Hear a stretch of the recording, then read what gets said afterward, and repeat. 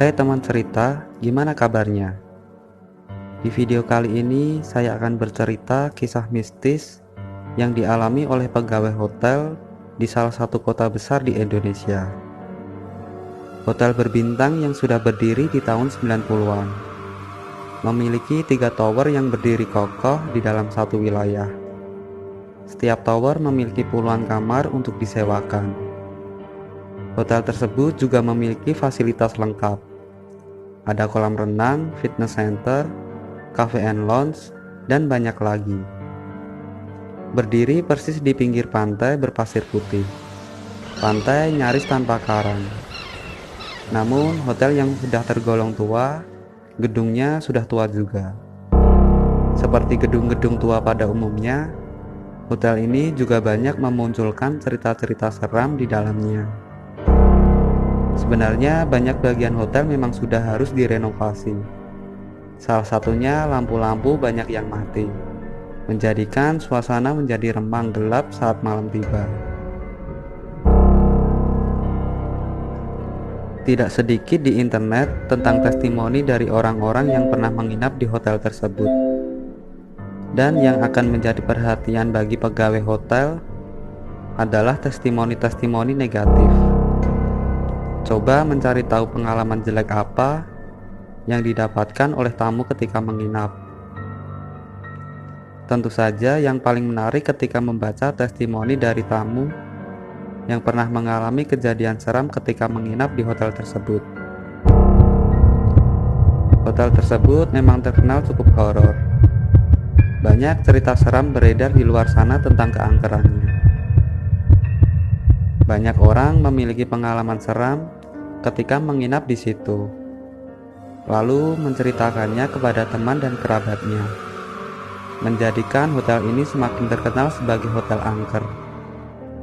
Ditambah dengan struktur dan desain bangunannya yang sudah tua dan cukup creepy. Salah satu pegawai yang sudah cukup lama bekerja di sana bersama dengan banyak rekan kerja lainnya juga sering menemukan dan merasakan kejadian aneh dan janggal. Pastinya menyeramkan. Diceritakan pada suatu malam jam 11 ketika Tartos, seorang pegawai housekeeping, dimonitor supervisornya lewat HT. Dia menyuruh untuk memeriksa salah satu kamar. Supervisornya meminta tolong agar Tarto memeriksa kamar nomor 413 karena kata tamu di bathtubnya ada darah. Tarto menjawab menyanggupi, sambil berpikir dan merasa keanehan, dan sedikit takut serta merasa was-was. Karena masih di tengah pekan, tamu hotel sepi, hanya segelintir kamar yang terisi. Tarto bergegas menuju kamar yang dimaksud oleh supervisornya tadi. Cukup jauh perjalanan yang harus ditempuh karena tadi Tarto sedang berada di office housekeeping yang letaknya jauh dari kamar yang bermasalah tadi. Kamar di lantai 4 letaknya hampir di ujung, satu-satunya kamar yang terisi di blok tersebut. Sesampainya di depan pintu, Tarto mengetuknya. Tak lama kemudian pintu terbuka. Lalu muncul perempuan setengah baya berdiri dengan wajah ketakutan. Tamu tersebut mengatakan kalau di bathtub ada darahnya. Lantas menyuruh Tarto untuk memeriksanya. Langsung Tarto beranjak untuk memeriksanya, sementara tamu tersebut duduk di sofa, tidak ikut ke kamar mandi. Dari pintu utama, Tarto akan melewati ruang tengah, dapur, dan kamar tidur. Baru kemudian sampai di kamar mandi. Dia berjalan dengan mantap ke kamar mandi untuk memeriksanya. Dalam prosesnya, ketika hanya tinggal beberapa langkah lagi sampai ke kamar mandi, persis di depan pintu kamar tidur, langkahnya melambat. Dia melihat sesuatu. Dari sudut matanya melihat ada sesuatu di dalam kamar. Secara refleks, Tarto lalu menoleh untuk melihat ada apa. Dia bisa melihat langsung ke dalam karena memang pintu dalam keadaan terbuka. Ternyata ada satu perempuan lagi sedang berada di dalam kamar. Dia berdiri menghadap TV yang dalam keadaan mati. Perempuan itu lebih muda dari ibu yang pertama ditemui tadi. Berpakaian terusan panjang berwarna gelap. Badannya bergoyang perlahan ke kanan dan ke kiri karena ada bayi dalam gendongannya. Dia sepertinya sedang coba menidurkan bayi tersebut. Bayi yang kelihatannya sudah tidur nyenyak karena gak bersuara sama sekali. Tarto sedikit merasa lega karena dia berpikir kalau tamu tadi tidak sendirian di dalam kamar hotel. Kemudian Tarto melanjutkan langkah menuju kamar mandi. Sesampainya di kamar mandi, dia langsung memeriksanya. Tak ada keanehan, lampu menyala terang, lantai bersih dan kering. Handuk masih terlipat rapih di raknya. Tak ada yang aneh. Bathtub terisi air setengahnya. Airnya bening dan bersih. Sama sekali nggak ada darah, semua normal. Namun Tarto tidak menyerah. Lebih tepatnya masih penasaran. Tarto terus mencari darah yang ibu itu maksudkan. Tapi beberapa menit kemudian akhirnya dia menyerah karena tidak menemukan darah sedikit pun. Setelah selesai, Tarto bergegas keluar kamar mandi menuju ruang tengah di mana ibu tadi berada. Ketika lewat depan kamar tidur sekali lagi dan melirik ke dalamnya, Tarto melihat ibu yang sedang menggendong bayi tadi sudah berganti posisi. Kali ini dia duduk di pinggir tempat tidur, menghadap pintu kamar. Beberapa saat lamanya mereka bertatapan. Bersikap sopan, Tarto menunduk dan tersenyum dengan maksud memberikan gestur permisi. Ibu itu membalas tersenyum. Kemudian Tarto melanjutkan langkah dan menemui ibu yang di depan. Tarto menjelaskan saat menemui ibu tadi, kalau dirinya sudah memeriksa dan mengeceknya. Kamar mandi dalam keadaan bersih, airnya bening dan bersih, sama sekali tidak ada darah maupun bau amis. Dan meminta ibu tadi untuk memeriksanya lagi.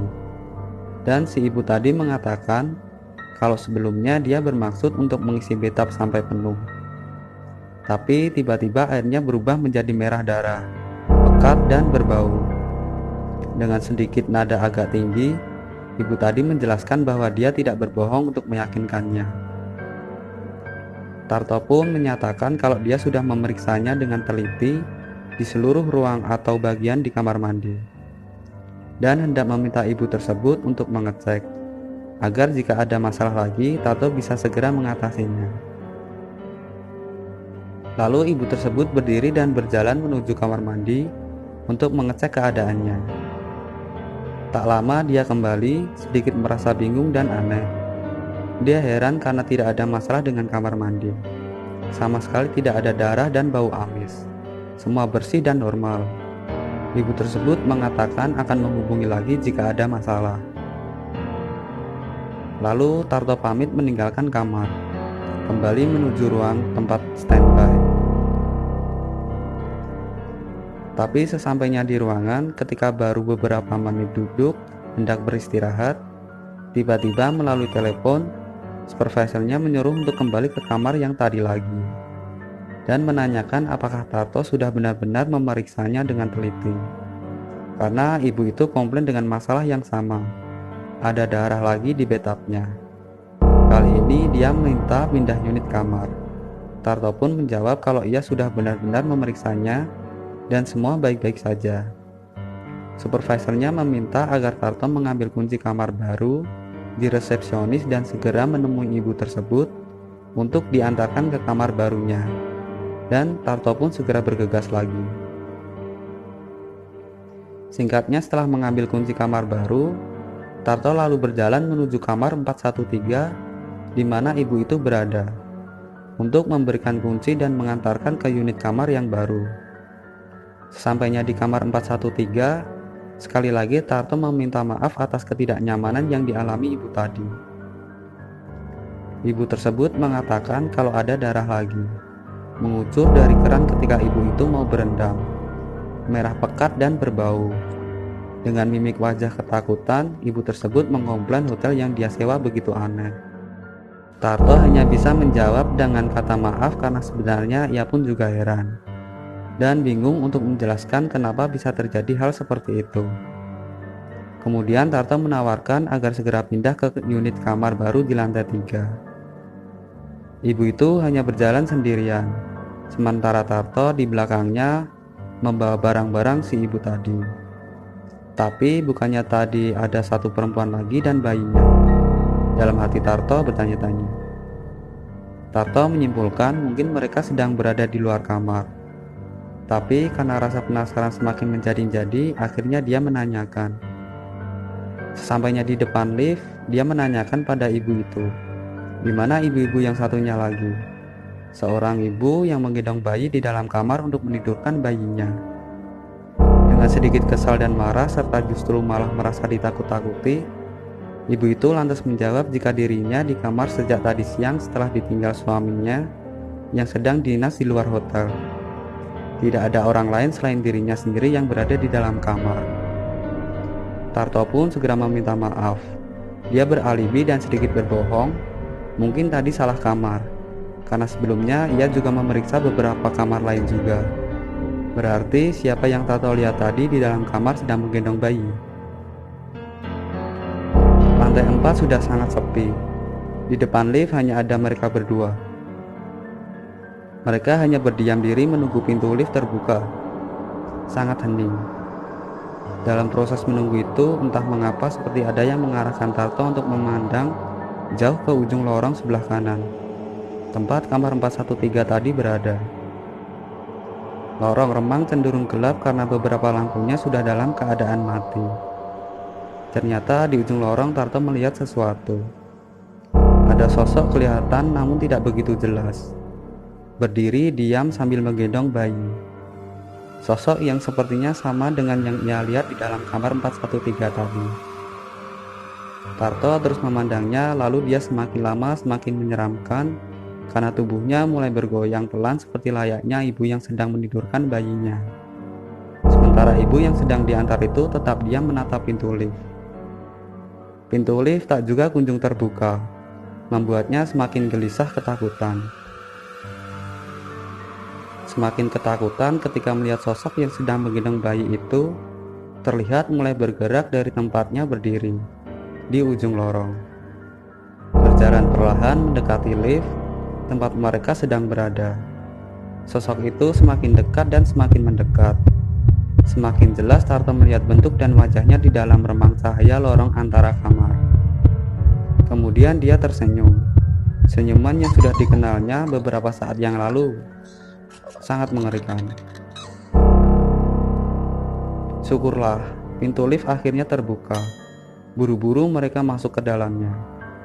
Di dalam lift dengan nada sedikit terbata-bata, ibu yang diantarkan Tarto itu meminta untuk segera diantarkan di lobi hotel. Dia hendak menunggu suaminya pulang dinas di lobi saja.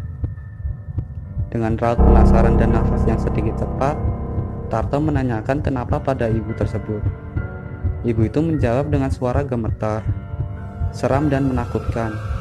Ibu itu tidak berani jika di kamar sendirian, karena ibu itu ternyata juga melihat perempuan yang berada di lorong tadi sambil menggendong bayi. Ia menyatakan kalau perempuan itu bukanlah orang, namun setan. Dalam perjalanan menuju lobi, mereka diam tanpa perbincangan, karena sama-sama ketakutan. Keberadaan makhluk gaib di hotel tersebut bukan cerita horor baru lagi. Meskipun beberapa paranormal serta ahli paranatural telah mencoba menetralkan aura mistis di hotel tua itu, namun hal tersebut sama saja tak mampu mengusir keberadaan makhluk-makhluk gaib yang ada di sana. Baik teman cerita, begitulah cerita mistis yang ada di salah satu hotel tua. Maaf jika gambar kurang menarik dan terdapat kesalahan dalam isi kandungan cerita.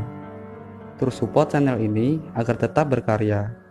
Semoga kedepannya akan lebih baik lagi. Terima kasih sudah menonton. Sampai jumpa di cerita selanjutnya.